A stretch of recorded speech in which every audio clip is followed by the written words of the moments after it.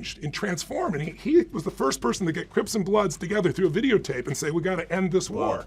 He wrote all these articles. He actually was nominated 3 times for a Nobel Prize, and I was trying to save his life because Schwarzenegger was the governor then. So anyway, I spent time with him and thought we convinced the governor and gave him 100,000 names, 100,000 emails from principals and people saying, we're not saying let him loose. If you think he did this, just let him live his life because he's doing good work. And unfortunately, you get those same stereotypes. I'm hard on crime or not hard on crime. Right.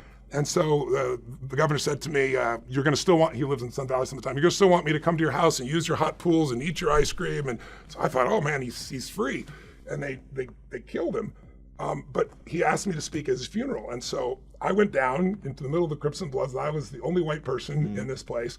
There were more police officers than you could ever dream of down the side, try to keep this thing from breaking out. I followed Louis Farrakhan as the speaker. Right. And they looked at me, and the only other white person in the room was my wife up at the top there, and she was a little concerned, I gotta tell you. So I felt those feelings, but I spoke the unspokens, and I said, listen, you're probably wondering why this freaking white man is standing here in this environment.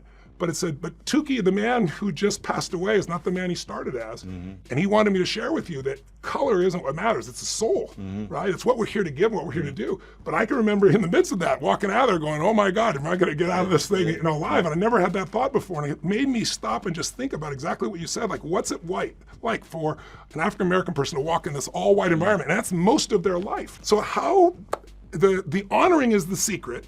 And it's not everyone's a Christian, and they may not all relate to that exact formula, but tell me, how do we really turn the corner in a world where so much is focused on the problem and not on the solution? What do you think is the best way to move people forward? I think one way is to relabel people. When I see you, you're not, even though I see that you're white, yes, you're not the white man. Yeah. You're not all white people are the same. Right, exactly. I I have to relabel you as my brother, my sister, or my neighbor. The greatest commandment, which I think everybody would understand, is the golden rule. It's the same thing, is to love your neighbor as yourself, or treat people how you want to be treated.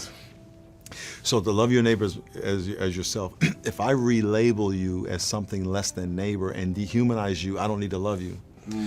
So when we look on the news and we see the athlete, the spoiled, if you label the athlete protesting the spoiled black athlete, or the immigrant, or the white supremacist, and you label them something that dehumanizes them, you give yourself permission to hate them.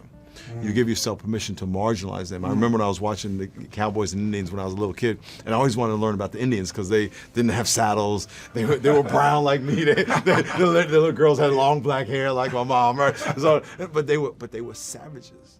They weren't people. And so when you relabel people, you give yourself permission to allow them to be mistreated less than you would accept for yourself. And so if we went around and just looked on television, listen, you may, the people coming across the border, there's a lot of politics there and there's a lot of complications of immigration. I get all that. However, we have to start with that they're humans.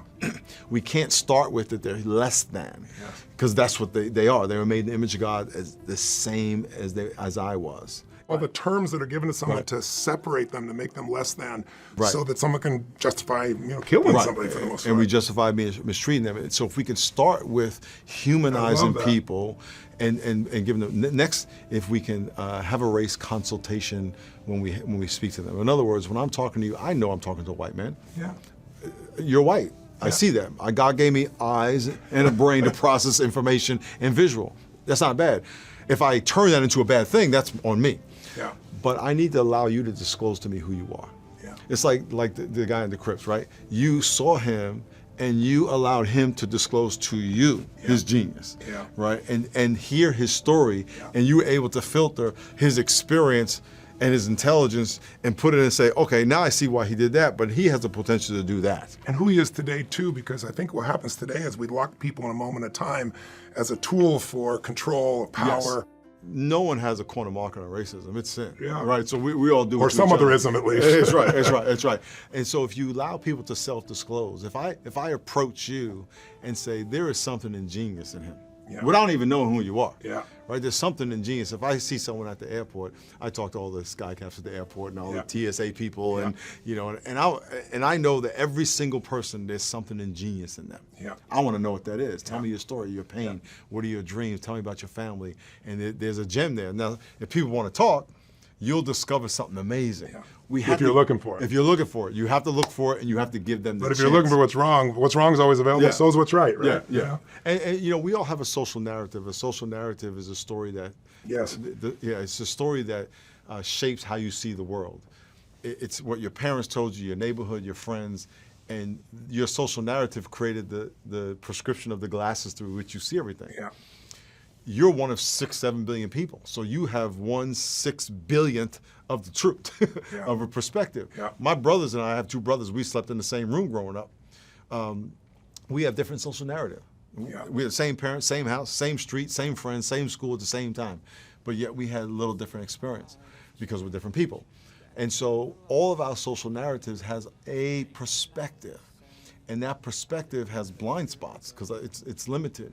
And so we have to allow other people to disclose to us who they really are versus us imposing on them our assumptions and not letting them disclose. So then it becomes self-fulfilling, you know, and I do Yes. seminars with people, even a huge group, and I'll do a little exercise with them for 2 seconds. I'll say, I want you all to look around the room, I'm going to give you a test. I want you to look around there and see everything you see is brown. Brown clothing, brown people, brown things, brown anything. Look for it. Okay, close your eyes. Now tell me everything you just saw that was red. Right? And they all giggle for a moment. Then I say, open your eyes, look for red. And they all look for red. Okay, how many found more red this time? Everybody did. How come? Because you get what you look for, right? Seek and you shall find, right? Yes. But then I said, you'll seek and you shall find even if it's not there.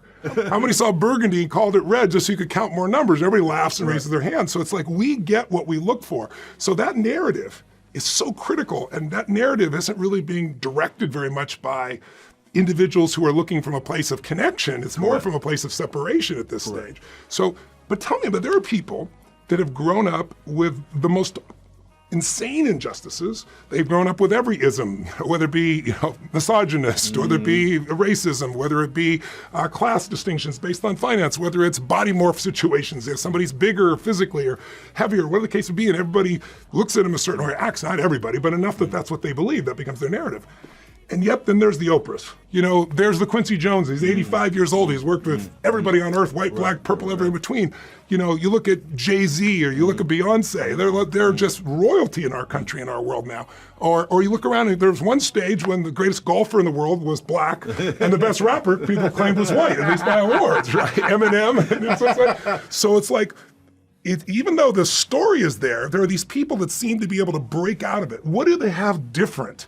Do they develop a story that says, I don't care what the environment does, I'm going to create life on my terms and add value and change the world? What is it do you perceive that they have that allow them to break out of all the isms and all the limitations that are legitimately there, but it didn't stop them? Why? Yeah, every one of their